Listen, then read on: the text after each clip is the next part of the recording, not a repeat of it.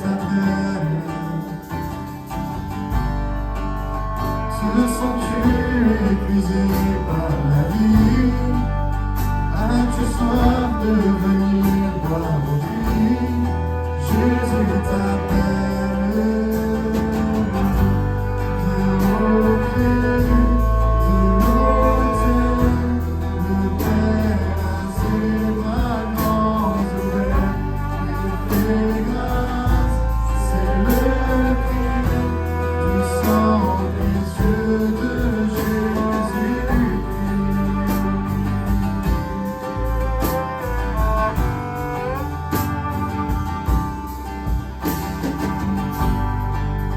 Laisse-la-t-il regretter tes erreurs, sans tarder, viens à lui de cette heure. Jésus t'appelle.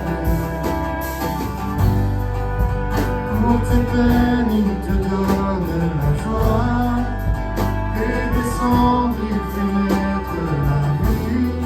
Jésus t'appelle.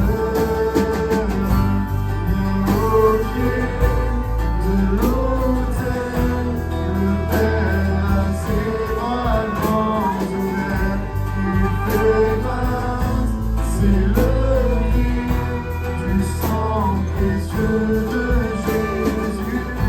Viens au pied de l'autel, le Père a ses bras grands ouverts. Il fait grâce, c'est le prix du sang précieux de Jésus-Christ.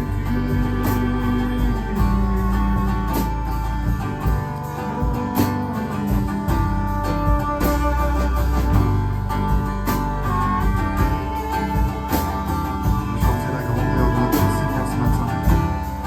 Quel sauveur si grand, n'est-il pas merveilleux? Chante Alléluia, Christ est vivant. Reviens devant lui, il est le seul Seigneur. Chante Alléluia, Christ est vivant. Quel sauveur si grand, n'est-il pas merveilleux? Chante Alléluia, Christ est vivant. Reviens devant lui, il est le seul Seigneur. Chante Alléluia, Christ est vivant.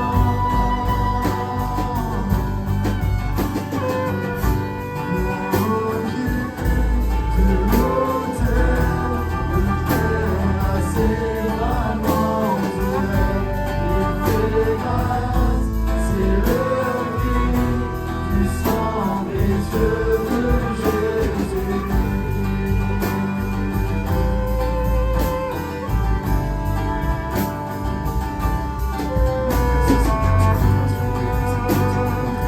Si on est venu, c'est pour élever ton nom.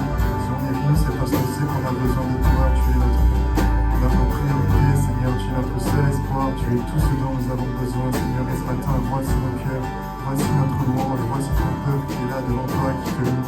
Que nous, Seigneur, que nous puissions te remettre toutes choses, que nous puissions te remettre notre volonté, nos pensées, nos tracas, nos sujets de joie. Tout est à toi, Seigneur. Tout est pour toi et tout est en toi, Seigneur. Merci, Seigneur, parce que ce matin, oui, tu nous invites dans ce lieu pour te louer. Tu nous invites à déposer tout ce qui nous pèse pour repartir avec un cœur de louange, un cœur déchargé, Seigneur. Merci, Jésus.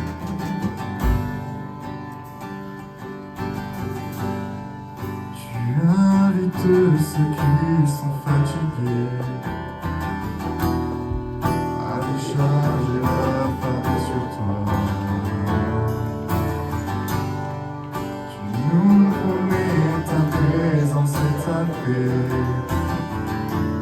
et un amour qui ne finit pas. C'est pas moi-même qui arrivais pour échouer au bout du chemin. Pourtant tu n'as jamais hésité encore à me tendre la main. Mon cœur est disposé, je réponds à ton invitation. Fini de batailler, je réponds à ton invitation.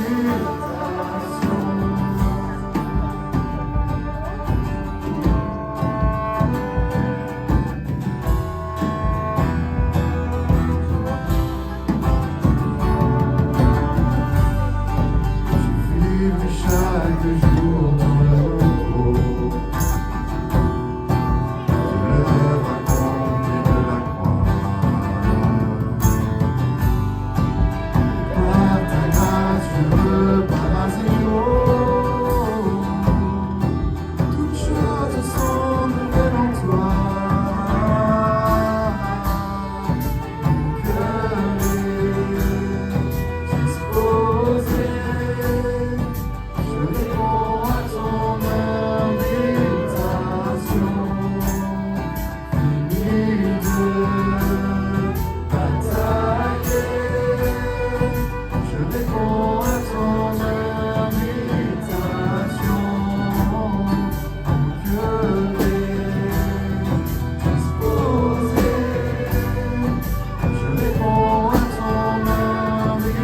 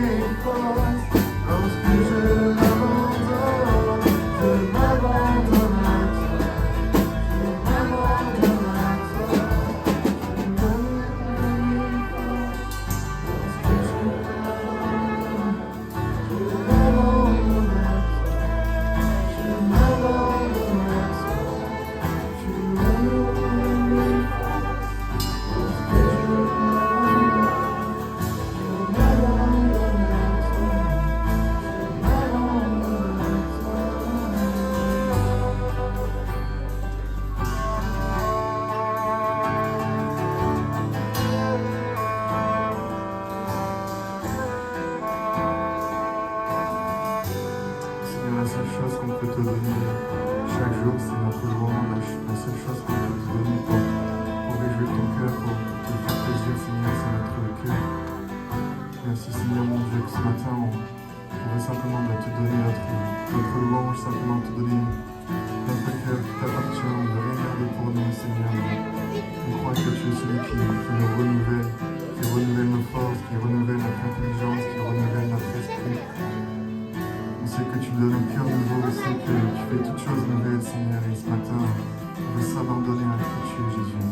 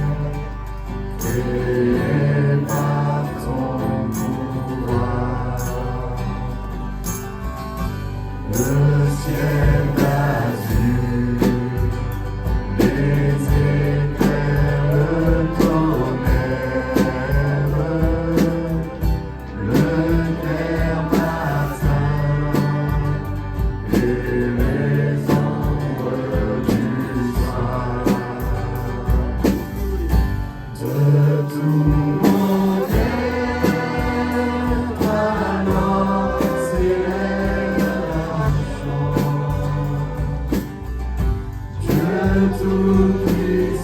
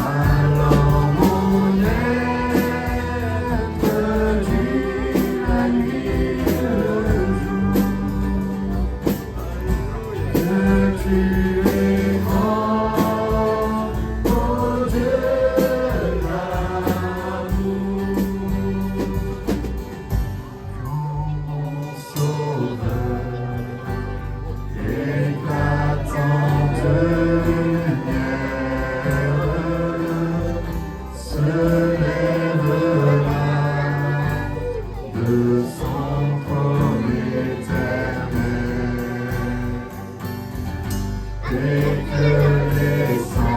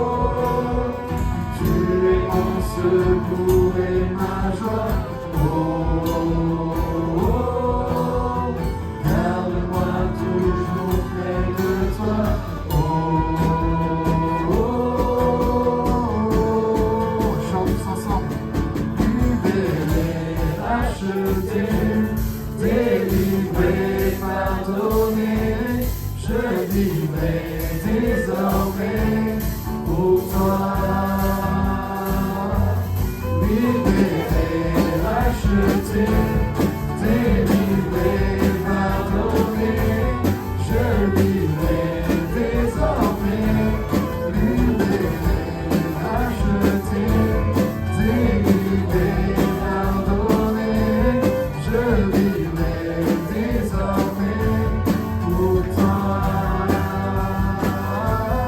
Libéré, racheté, délivré, pardonné, je vivrai désormais pour toi.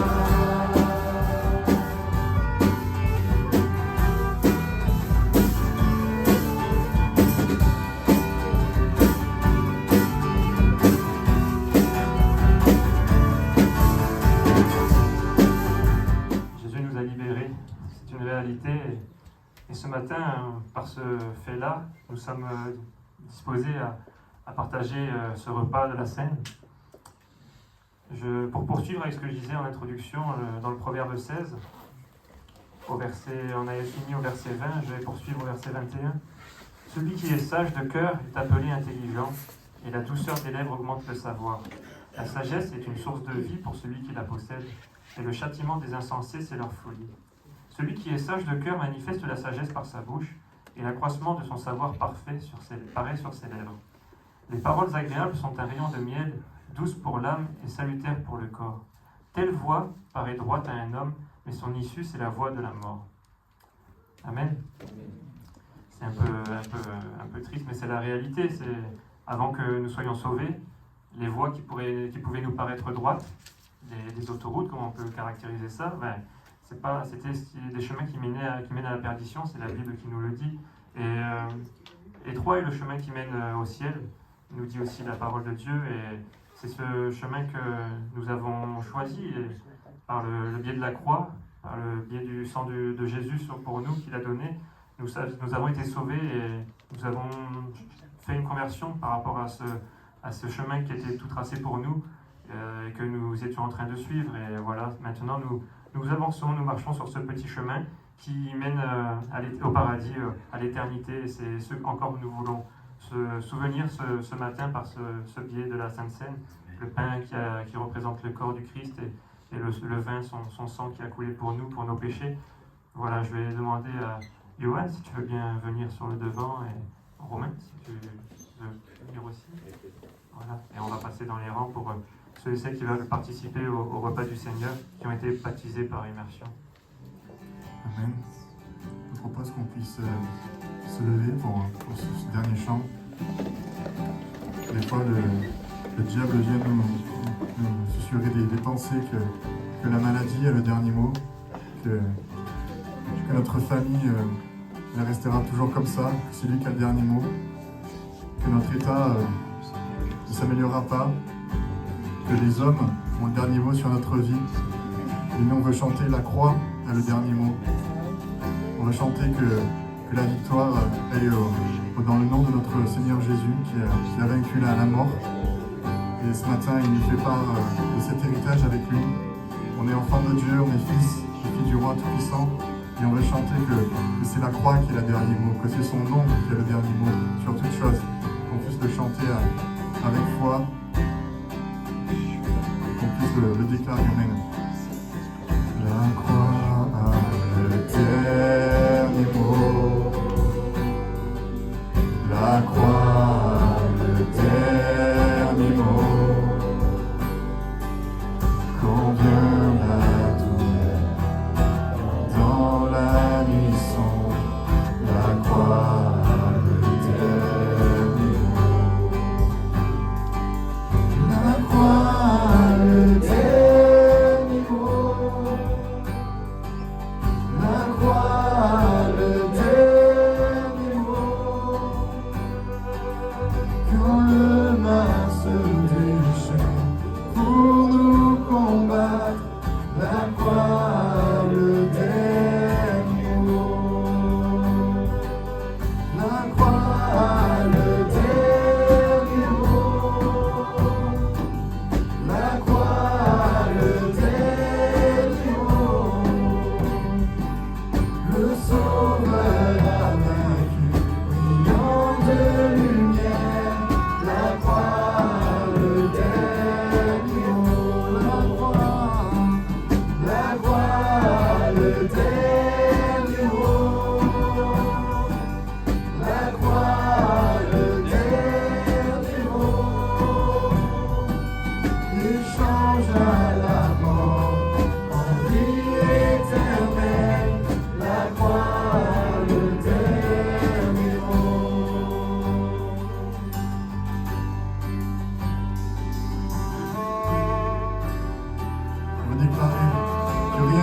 fort, que rien n'est plus beau, que rien n'est plus grand que le nom de Jésus. Amen.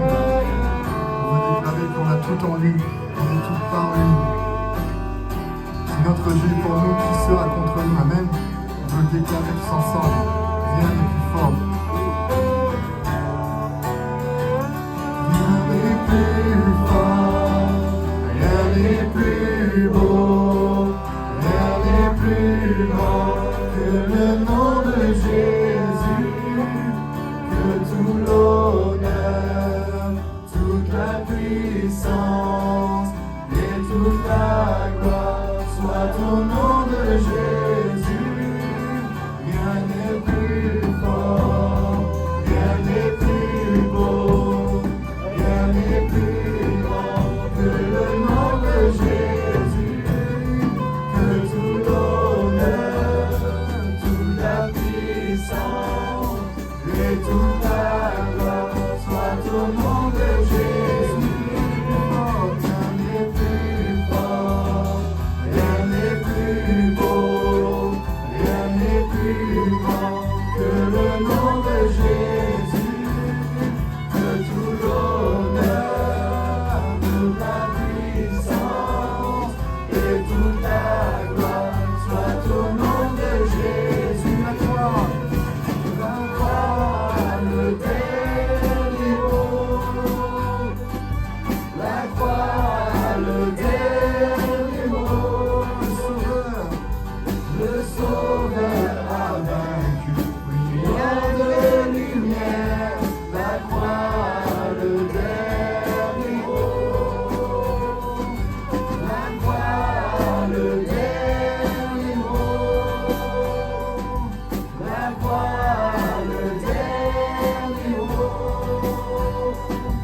il changea la mort en vie éternelle, la croix, le dernier mot.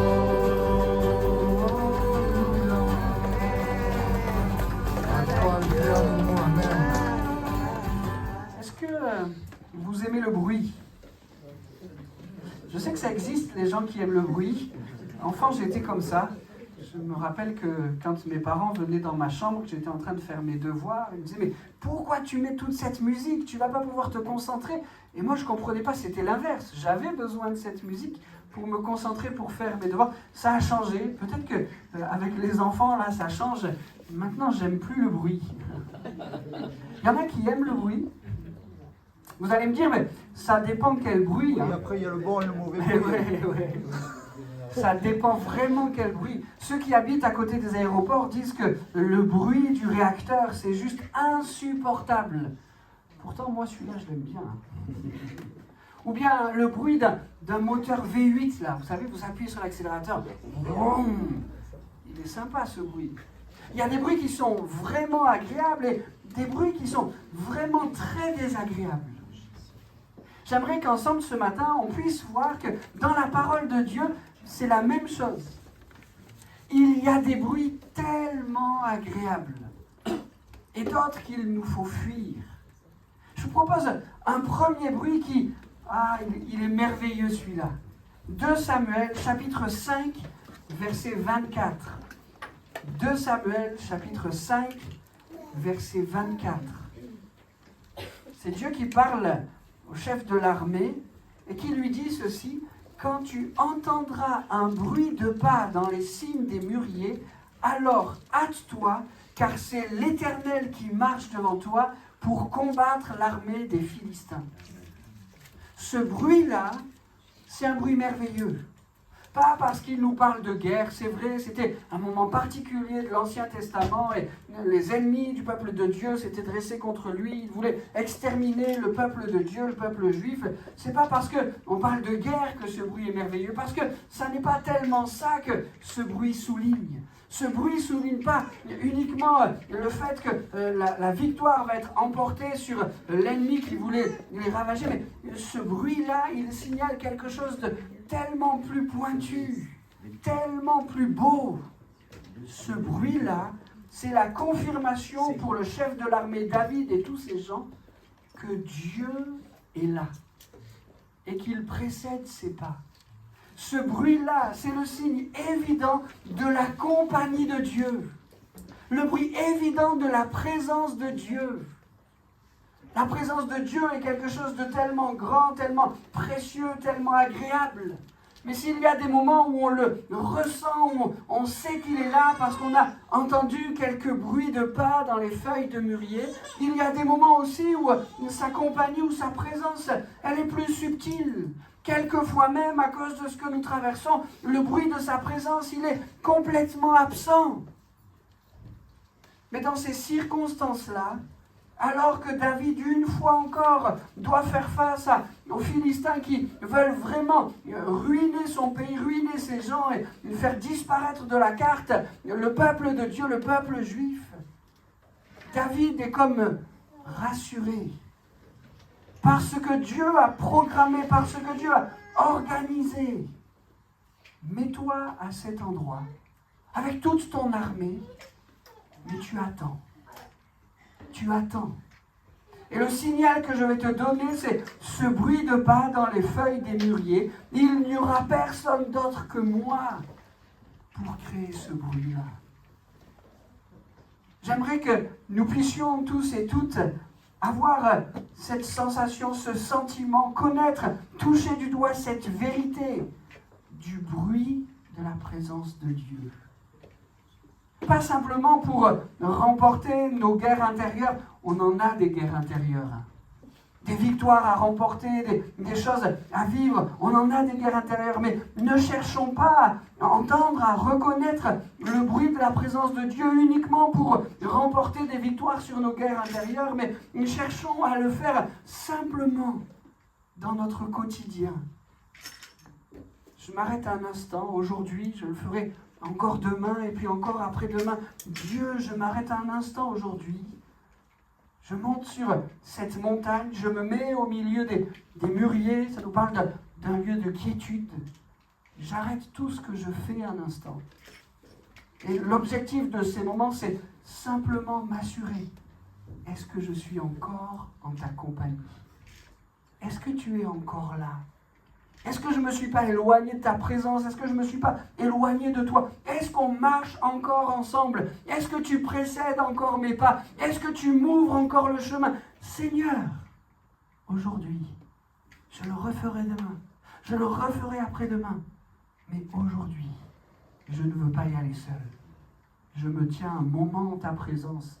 Je fais silence dans mon cœur, je fais silence dans mon emploi du temps, je fais silence dans mon quotidien, simplement pour écouter le bruit de ta présence.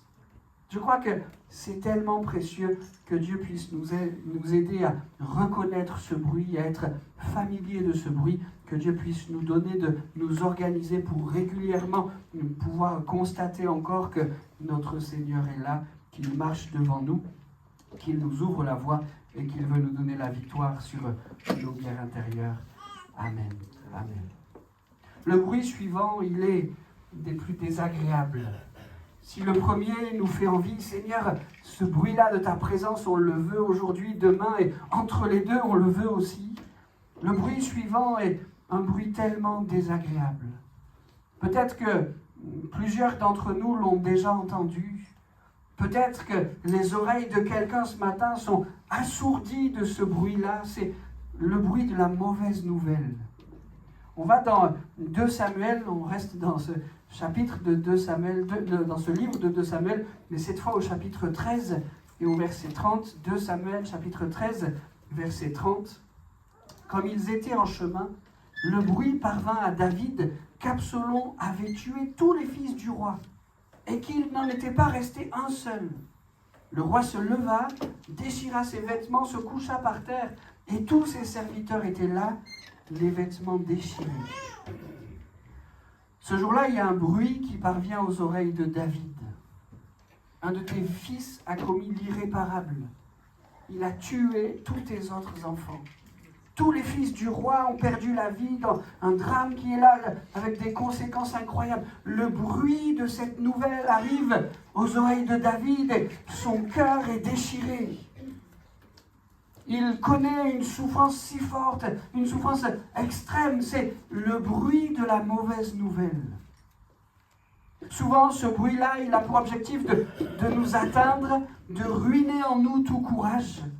Mais j'aimerais commencer en disant que souvent, ce bruit-là, nous devons le relativiser. Aïe. Ce que tu me demandes, Jean, n'est pas facile. Si on nous met quelques instants à la place de David, la nouvelle retentit, tous ses fils sont morts. Et comment est-ce que tu veux relativiser cela?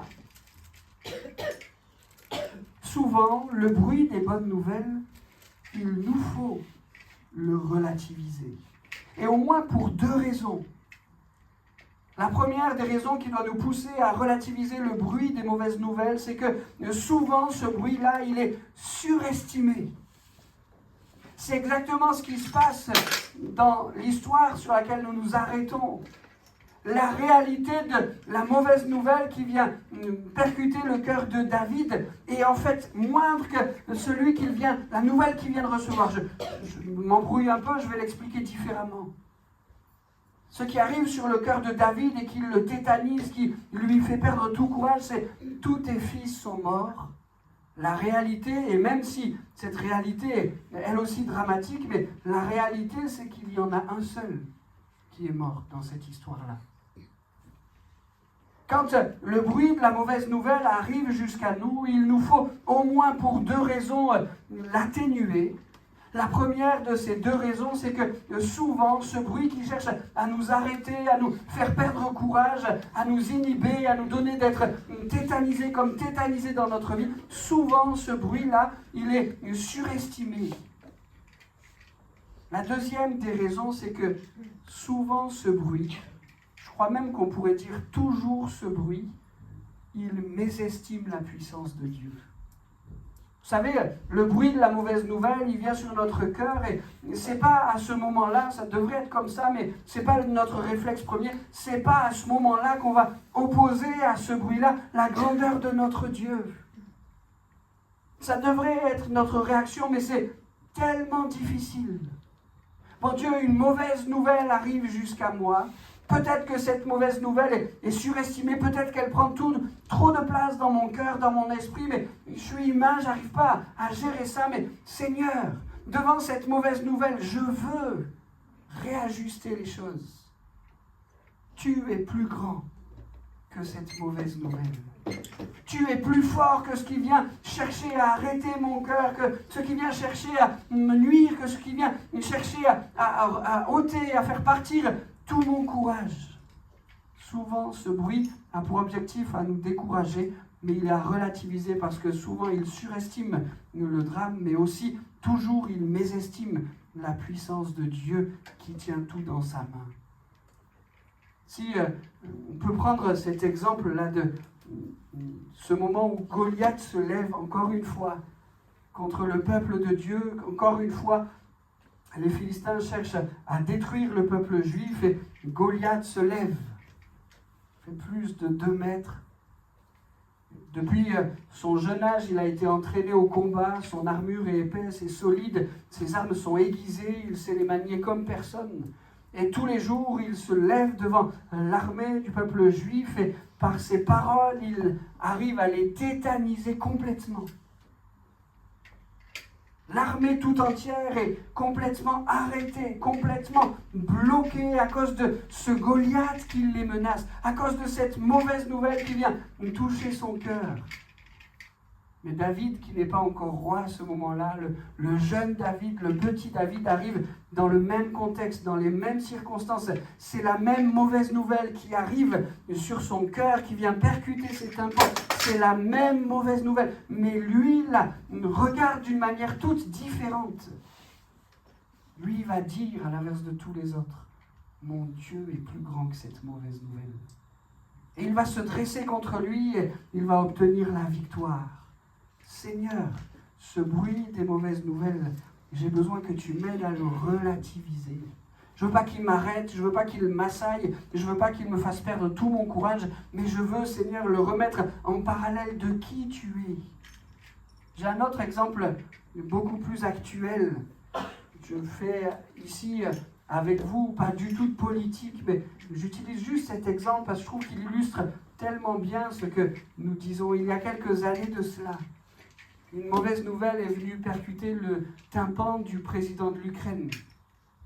J'ai besoin de 3 jours pour détruire ton pays. En 3 jours, avec mon armée, disait le président russe, je vais venir envahir l'Ukraine, mais c'en est fini de l'Ukraine, ce sera une province de Russie. Le président russe avait la possibilité pas le président russe, le président ukrainien, la possibilité d'être complètement anéanti par cette nouvelle. Mais il a pensé qu'il pouvait y avoir un autre chemin. Non, on va résister plus de 3 jours. Encore une fois, je ne fais pas de politique. Est-ce qu'il a bien fait ou est-ce qu'il a mal fait? Je ne me positionne pas par rapport à ça. Mais l'objectif du bruit de la mauvaise nouvelle, c'est de nous sidérer, de nous tétaniser, de nous enlever tout courage. Mais nous pouvons avoir une autre option. Seigneur, je veux regarder à toi, tu es le puissant, je veux réagir à l'inverse de ce que ma chair me dicte, je ne veux pas me restreindre, m'anéantir, mais je veux, Seigneur, considérer que tu es au-dessus de toute chose, que tu es le puissant pour agir et pour intervenir. Et je veux réaliser que tu es celui qui est capable de m'accorder la victoire, même au son du bruit de cette mauvaise nouvelle. Amen. Ça nous amène d'ailleurs à un autre bruit. Celui-là, je l'ai appelé le bruit de la victoire. On est encore dans 2 Samuel, au chapitre 22 cette fois, et au verset 14.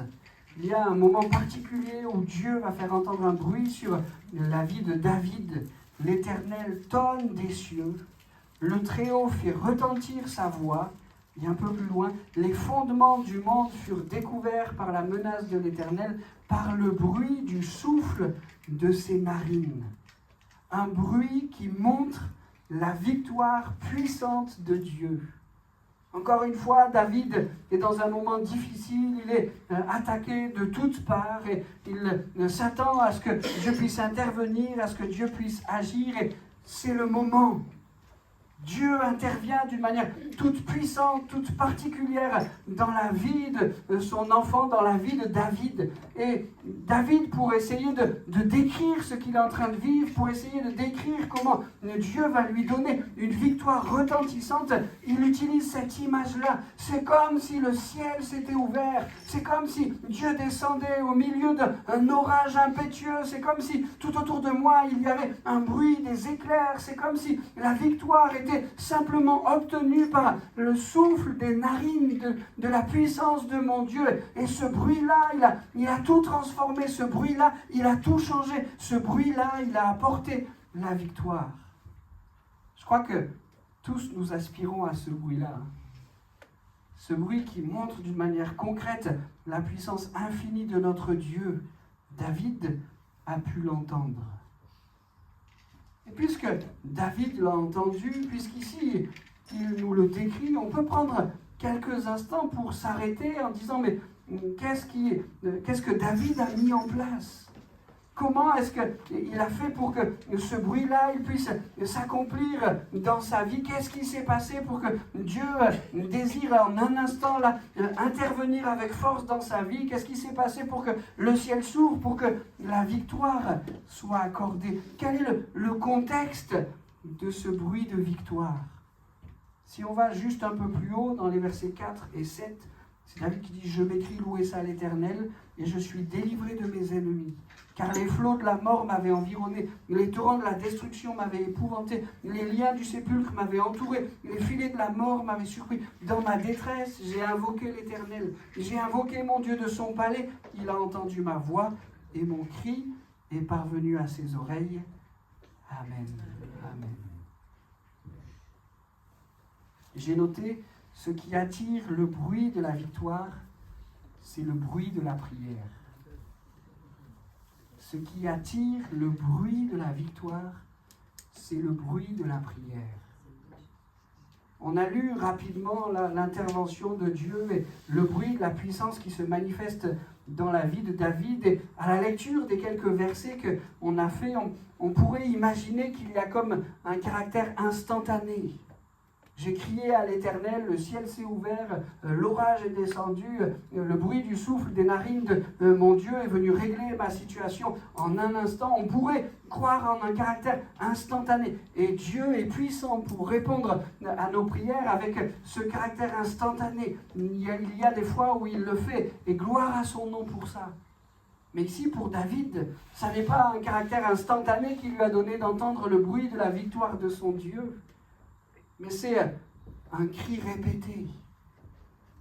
Saül était contre David. David avait de nombreux ennemis. On a parlé des Philistins tout à l'heure. Et il a fait confiance à son Dieu. Et dans une prière répétée, dans une foi renouvelée, dans une confiance dans la fidélité de Dieu, il a attendu la délivrance de l'Éternel. Ce qui attire le bruit de la victoire, c'est le bruit de la prière. Seigneur, nous voulons faire du bruit dans la prière. Je ne veux pas compter les décibels. Ce n'est pas ce bruit-là qui compte. Il ne s'agit pas de si on prie plus fort, si on crie un peu plus dans les mots qu'on utilise, alors on aura une plus grande victoire. Non, ce n'est pas de cette façon-là qu'on mesure le bruit de la prière. Mais c'est dans la fidélité qu'on lui présente. Le bruit de la victoire s'obtient par le bruit de la prière. Seigneur, fais de nous des intercesseurs. David en a été un sans cesse et sans cesse.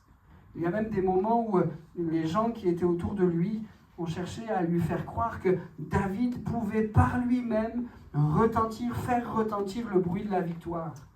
Vous vous souvenez ce moment où David est caché dans une grotte avec les quelques hommes de son armée, les quelques hommes qui ont accepté de le suivre.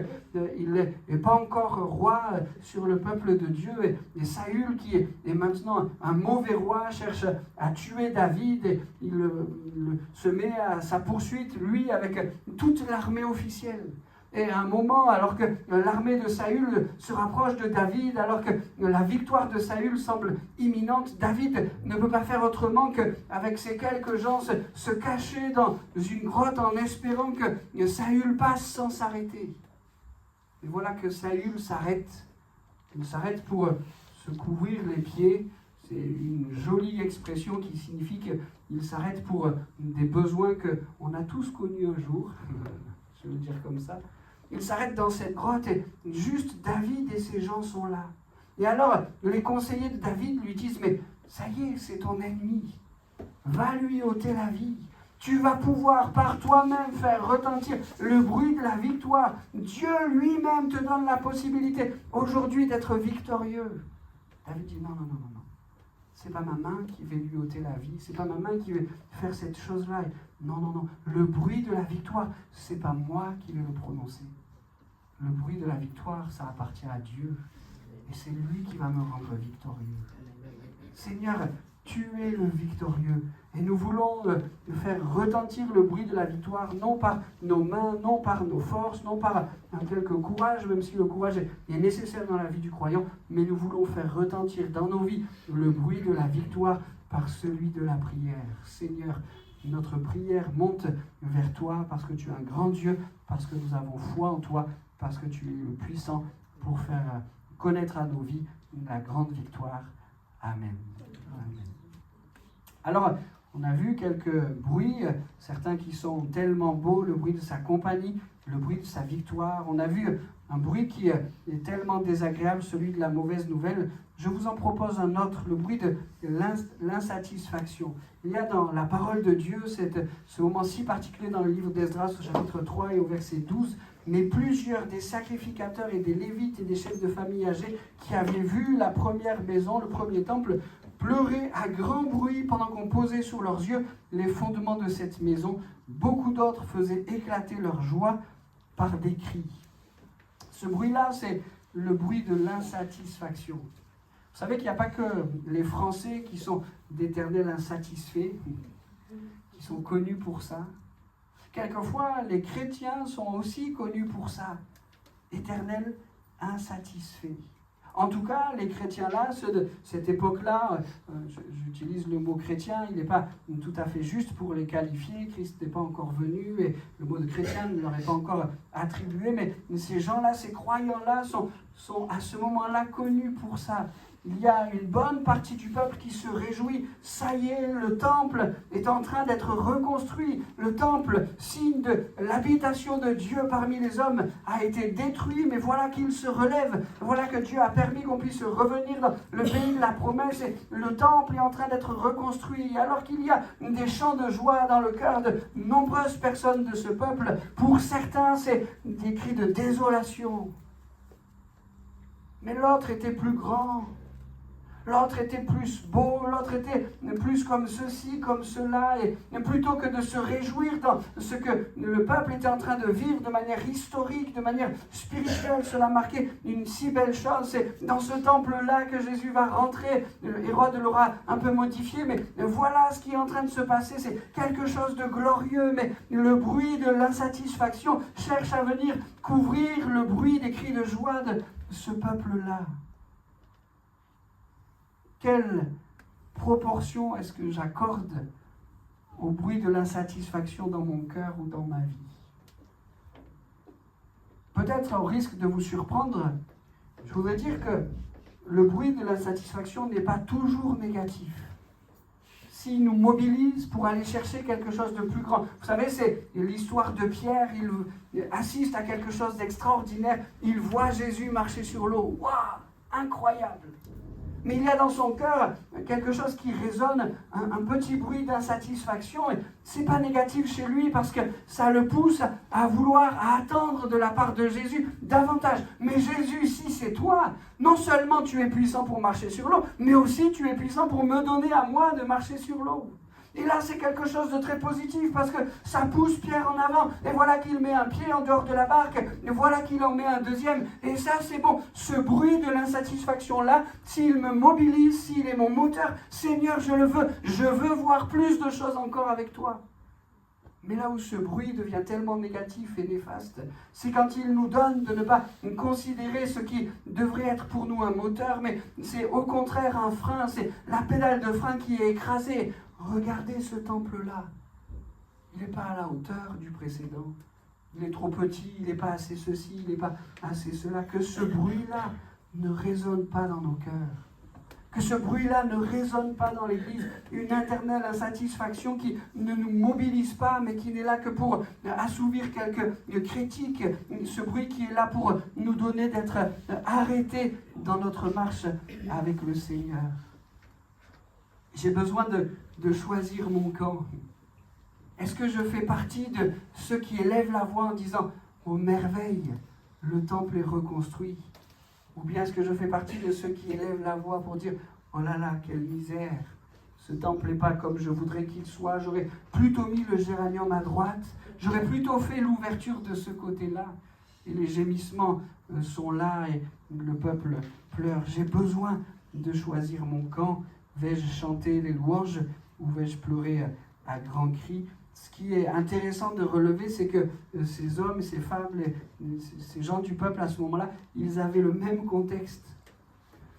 Ils avaient la même histoire, le même arrière-plan, ils avaient sous leurs yeux la même construction, les mêmes plans, le même début de choses qui est en train de se mettre en place. Ils ont le même contexte, mais ils choisissent de le regarder d'une manière diamétralement opposée. Seigneur, aide-moi à regarder mon contexte en disant je veux toujours faire le choix de celui qui va élever un bruit d'adoration plutôt que d'être celui qui fait monter un bruit de pleurs, un bruit de lamentation, un bruit d'insatisfaction. Ça va? Je vous ai pas perdu? On va voir encore un bruit. On quitte 2 Samuel, on va maintenant dans le Nouveau Testament. Et ce bruit-là est aussi un bruit tellement glorieux, un bruit qui fait tellement de bien à nos cœurs. On est dans Actes au chapitre 2 et au verset 2. Les lecteurs assidus de la Bible que vous êtes, vous savez de quel bruit on parle. Actes chapitre 2, verset 2. Tout à coup, il vient du ciel un bruit comme celui d'un vent impétueux et il remplit toute la maison où ils étaient assis. Ce bruit-là, c'est le bruit de l'Esprit. C'est le bruit du Saint-Esprit. Jésus est venu sur terre, il a fait des miracles extraordinaires, il a souffert pour que les péchés des hommes leur soient pardonnés, il meurt sur la croix, il accepte cela, il ressuscite, gloire à son nom, il se montre ressuscité à ses disciples en disant « Vous vous êtes pas trompés quand vous avez vu en moi que j'étais le Messie ». Les disciples suivaient Jésus parce qu'ils avaient trouvé en lui le Messie. Et alors que le Christ est cloué sur la croix, les doutes s'installent dans leur cœur, mais est-ce qu'on s'est trompé? Est-ce que c'est bien lui le Messie? Maintenant il est mort. Et Jésus, ressuscité, s'approche d'eux en disant « Vous vous êtes pas trompés, je suis bien le Messie. J'ai tout accompli pour vous pardonner, vous sauver et vous donner un avenir éternel. Voilà qui je suis, le Sauveur, le Seigneur. Et je vais remonter auprès de Dieu. » Et alors que les disciples sont dans le trouble, comment ça va se passer maintenant? Il leur dit, mais je vous fais une promesse. J'envoie sur vous le Saint-Esprit. Attendez-le dans la foi, dans la prière. Et je vous l'envoie. Et dans le passage de Acte 2, au verset 2, c'est la manifestation, l'accomplissement de la promesse de Jésus. Alors que les disciples sont réunis dans cette chambre haute, alors qu'ils sont en prière, le Saint-Esprit descend. Un bruit vient frapper à la porte de la maison. Un bruit vient remplir tout leur cœur. C'est le Saint-Esprit que Jésus avait promis et qui descend sur eux. Ce bruit-là, il va avoir une manifestation concrète dans leur vie. Ils vont se mettre à parler des langues qu'ils ne maîtrisent pas, qu'ils ne maîtrisaient pas jusque-là. Le Saint-Esprit va leur donner de s'exprimer avec des mots que leur intelligence ne maîtrise pas, mais que le Saint-Esprit maîtrise. Et ça, c'est une grâce toute particulière. Vous savez, et je prends un exemple tellement futile, mais j'aurais quelques mots pour décrire cette guitare. J'aurais quelques mots pour dire qu'elle est jolie, son ton de beige est sympathique, et puis cette forme-là, juste avec quelques flammes, donne un élan particulier, et puis il y a combien? 6 cordes qui permettent de faire une mélodie intéressante, mais je vais vite arriver à épuisement après avoir décrit cette guitare. Si je donne le micro à un guitariste, il pourra donner un peu plus quelques éléments. Ah, c'est une Fender, c'est une bonne marque qui est réputée pour ça et pour ça. Il pourra rajouter quelques mots, mais lui aussi arrivera rapidement à dire, bon ben voilà, on a fait le tour, c'est une guitare quoi. Et quelquefois, nous, on est un peu comme ça quand il s'agit de décrire notre Dieu. On a quelques mots. Il est tellement grand. Il est tellement puissant. Il est tellement élevé. Il est mon sauveur. Il est ce Dieu concret. Il tient ma main. Il agit dans ma vie de telle et de telle manière. Et je crois que ses promesses pour mon avenir. Mais au bout d'un moment, notre intelligence est limitée pour appliquer sur notre Dieu des mots pour le décrire. Il est tellement plus grand que ça. Et donc, dans sa promesse, Jésus-Christ donne le Saint-Esprit pour dire « Mais moi, je vais prendre le relais. Il y a vos mots qui réjouissent le cœur de Dieu, qui atteignent son cœur et qui sont tellement beaux. Mais par mon esprit en vous, je vais vous donner la possibilité de parler des merveilles de Dieu avec un vocabulaire qui est au-delà de votre intelligence. » Et ce jour-là, dans ce texte de Acte 2, dans cette chambre haute, une mélodie tellement belle a retenti. Le Saint-Esprit descendant sur eux était en train de les remplir. Quel bruit merveilleux que ce bruit-là, le bruit de l'Esprit, le bruit de la visitation de l'Esprit.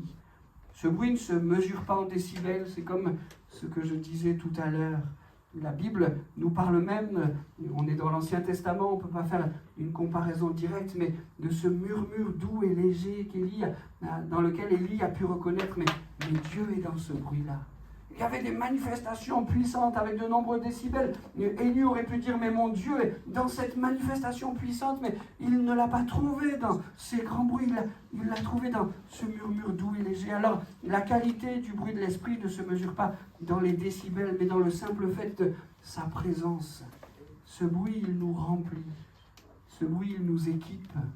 Après que les disciples aient fait cette expérience du baptême dans le Saint-Esprit, voilà qu'une foule se réunit tout autour d'eux. Qu'est-ce qui se passe? C'est quoi ce que vous avez vécu? Quelle est l'expérience que vous êtes en train de faire? Et Pierre va prendre le micro. Je crois savoir que c'était la même marque que celui-là, le micro qu'il a utilisé. Il y avait Tony à la sono et il était déjà là, c'était merveilleux.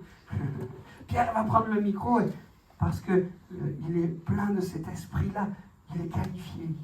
Et à sa prédication, voilà que des milliers de personnes vont accepter Jésus comme Seigneur et Sauveur. Ce bruit nous remplit, ce bruit nous équipe, ce bruit est la conséquence d'une promesse que Jésus nous a faite. Ce bruit, ce n'est pas une option, l'option du croyant, mais ça doit nous pousser à le rechercher avec une vive aspiration, le bruit de l'Esprit, le bruit de la présence de Dieu qui vient descendre sur nous et qui vient nous remplir. Ce bruit-là est tellement précieux. Merci Seigneur Jésus pour ton Saint-Esprit. Amen. Amen. Et puis, vous avez compris l'alternance. On parle d'un bruit merveilleux et puis on enchaîne avec un bruit qu'il nous faut repousser de tout notre cœur. C'est le cas du bruit duquel je m'apprête à parler maintenant, le bruit de notre péché. Dans le livre de la Genèse, au chapitre 18 et au verset 20, c'est Dieu qui parle et qui dit « Le cri contre Sodome et Gomorrhe s'est accru et leur péché est énorme. C'est pourquoi je vais descendre et je verrai s'ils ont agi entièrement selon le bruit venu jusqu'à moi. Et si ce n'est pas, je le saurai. » Dieu utilise une image pour parler, pour montrer qu'il est tout à fait conscient de ce qui se passe dans ces villes où des hommes, des femmes sont réunis et ont laissé un accès au péché tellement grand dans leur cœur et dans leur vie. Dieu utilise cette image pour dire qu'il n'ignore rien de ce qui s'est passé. Et du haut de son ciel, dit-il, j'ai entendu le bruit de leur péché, le bruit de leur péché est monté jusqu'à moi. Et l'image que ce passage de l'Écriture utilise pour montrer que Dieu entend est une image qui doit nous donner la certitude et la conviction que chacun de nos péchés monte jusqu'au ciel et entendu de Dieu parvient jusqu'à lui. Il n'y a pas des péchés qu'on peut lui cacher. On peut arriver à les cacher à bien des personnes, mais à lui, on ne peut pas. Et dans chacune de nos matinées, chacune de nos après-midi, chacune de nos nuits, chacune de nos soirées, si on est sincère et on est honnête, le bruit de nos péchés monte jusqu'à lui. Ce que Dieu va dire peut être surprenant. Je vais descendre, je verrai s'ils ont agi entièrement selon le bruit venu jusqu'à moi. Est-ce que Dieu aurait des doutes? Je vais descendre pour voir si ce que j'ai entendu est bien la réalité. Non, je ne crois pas que ça marque des doutes du côté de Dieu. Je sais que ça ne marque pas des doutes du côté de Dieu. Je crois que ça nous montre sa patience.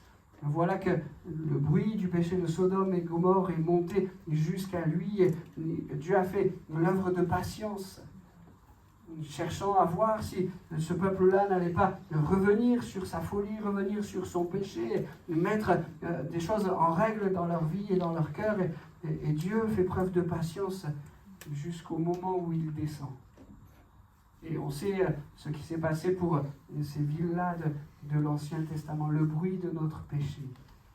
Pardon, Seigneur, pour ce bruit-là.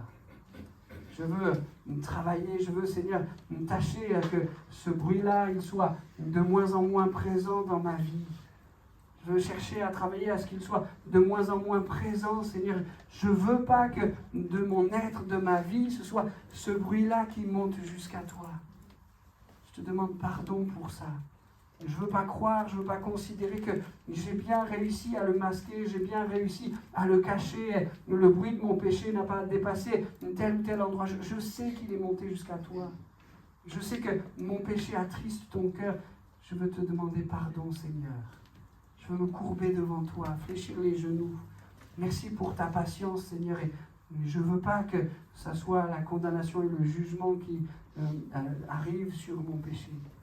Mais parce que tu m'aimes, parce que tu as donné Jésus, parce que Jésus a donné sa vie, je sais, Seigneur, que j'ai la possibilité d'être pardonné de ce péché-là. Et que ma vie peut être lavée, purifiée, et que ce bruit-là n'est plus ma condamnation, mais que Jésus, par son œuvre à la croix, efface cette condamnation. Alors Seigneur, je m'approche de toi dans la repentance et Jésus vient laver mon cœur. Viens laver mes péchés. Et viens me donner cette force de ne pas faire monter encore jusqu'au ciel le bruit de mon péché. Mais donne-moi la force d'être trouvé victorieux. Je ne veux pas, Seigneur, arriver à l'épuisement de ta patience. Seigneur, aide-moi par Jésus à mettre un terme à ces choses-là. Seigneur, remplis-moi de ton pardon, de ta grâce et viens laver mon cœur. Amen. Je termine avec un dernier bruit.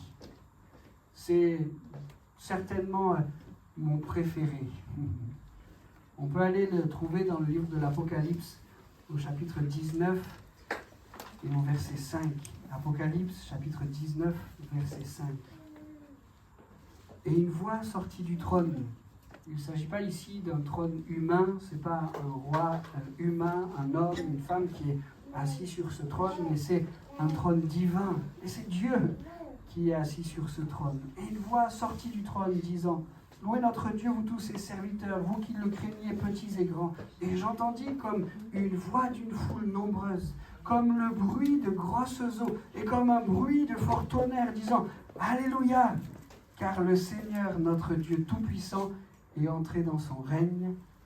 Amen. Amen.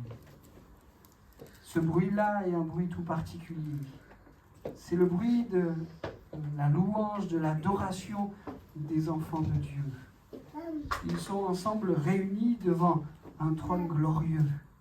Ils sont en présence de leur Dieu, de leur Seigneur, de leur Sauveur. Ils sont en présence de celui qui les a aimés au point de tout accomplir pour qu'ils soient un jour réunis pour l'éternité dans le ciel. Ils sont en présence du grand Dieu. Et alors il y a comme quelque chose de glorieux qui se passe. Ces enfants de Dieu, là, tous réunis, tous devant ce trône-là, se mettent à le louer et à l'adorer comme on l'a fait ce matin.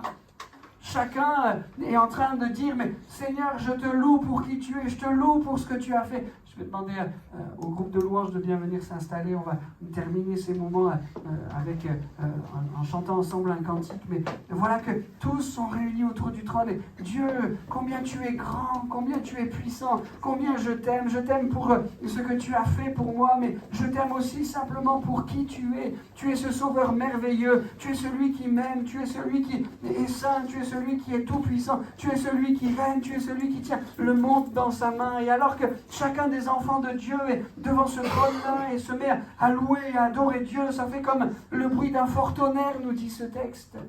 Une mélodie qui est comme une harmonie que Dieu connaît, dont il est lui seul le maître. Tous ensemble, ils sont là pour élever le grand roi, pour glorifier le Dieu tout-puissant. Merci Seigneur pour cette possibilité que tu nous donnes. Merci Seigneur de ce que tu fais de nous des adorateurs. Ce jour où nous serons, j'allais dire physiquement, mais même ce mot, il n'est pas juste, où nous serons physiquement devant ce trône-là, où avec tous nos frères et sœurs, nous louerons notre Dieu. Ce jour-là sera merveilleux. Mais celui que nous avons vécu ce matin ne l'est pas moins. Celui que nous nous apprêtons à vivre encore pour terminer cette matinée ne l'est pas moins. Seigneur, on s'approche de toi. Et parce que tu es très digne de louange, on t'ouvre nos cœurs. On élève ton nom. Encore une fois, ça ne se mesure pas au nombre de décibels. Seigneur, on s'approche de toi et on élève ton nom. Je propose qu'on puisse le faire maintenant. J'ai demandé au groupe de louanges de venir reprendre le cantique que nous avons chanté tout à l'heure. Élevé, il a vaincu la mort. On peut se lever tous ensemble et chanter cela de tout notre cœur pour faire un bruit spirituel. Je ne crie pas, hein. Un bruit spirituel. Seigneur, on t'adore. Seigneur, on t'adore pour qui tu es. Tu es très digne de recevoir cette louange, cette adoration. Et ce matin encore, on s'unit pour te célébrer. Et c'est comme un avant-goût de ce que nous vivrons ensemble là-haut quand nous serons dans l'éternité avec toi. Tu es élevé, Seigneur, et nous nous inclinons devant toi.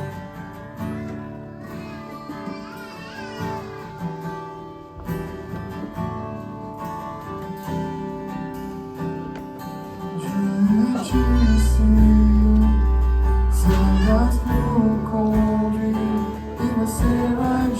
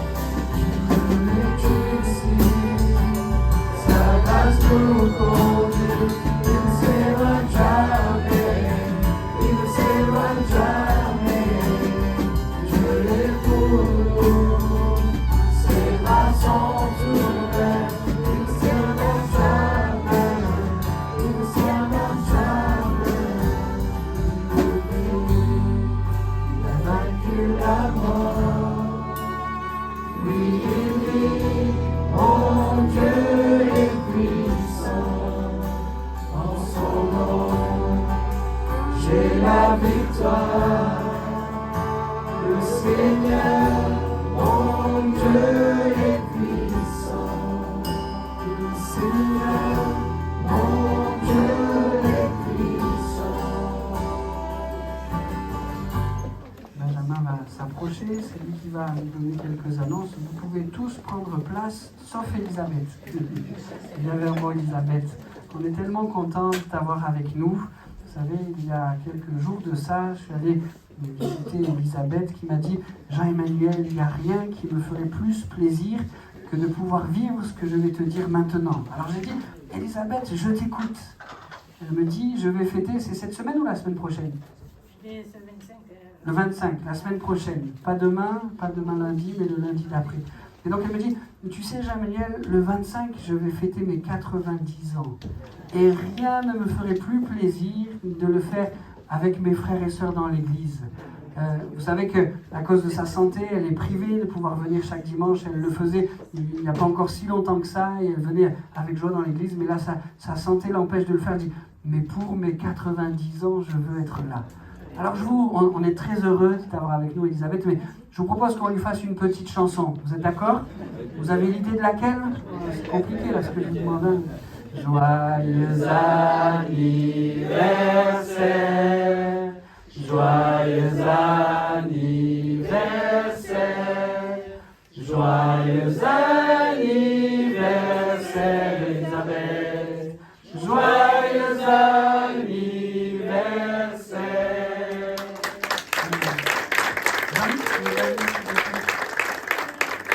Alors on a chanté pour ton anniversaire, mais on va aussi prier pour toi, que Dieu te bénisse. Vous savez, oui. Bonjour mes frères et mes soeurs, tout le monde que je connais, ce que je ne connais pas. Je vous remercie d'être venus ici présents aujourd'hui. Et je sais que vous saviez que j'allais avoir 90 ans. Et que c'est un bonheur pour moi de venir fêter ces 90 ans avec vous, même qui ne sont encore pas arrivés. Mais ils arrivent tout doucement et ils sont là. Hein. Je les porte. Hein. Mais j'en suis fière. Fière, mais pas dire sans orgueil. Sans orgueil. Sans orgueil. Ça vient tout seul, comme le Seigneur est venu me voir. Ça vient tout seul, complètement tout seul. Et je remercie le Seigneur d'avoir pu venir aujourd'hui. Et ceux qui m'ont accompagné sont venus me chercher pour venir pour ces 90 ans ici, de souhaiter à l'église. Et je vous en remercie. Merci à tous. C'est bon? Je vais vous donner les nouvelles de ma petite fille. Ça va un petit peu mieux. On dirait que ça s'améliore. Le professeur qui l'a opéré est très content de son opération. Et en même temps, il appelle tous les jours pour savoir comment elle va. Mais ça sera, la guérison sera longue. Il faut attendre au moins 10 mois pour qu'il y ait plus de souffrance.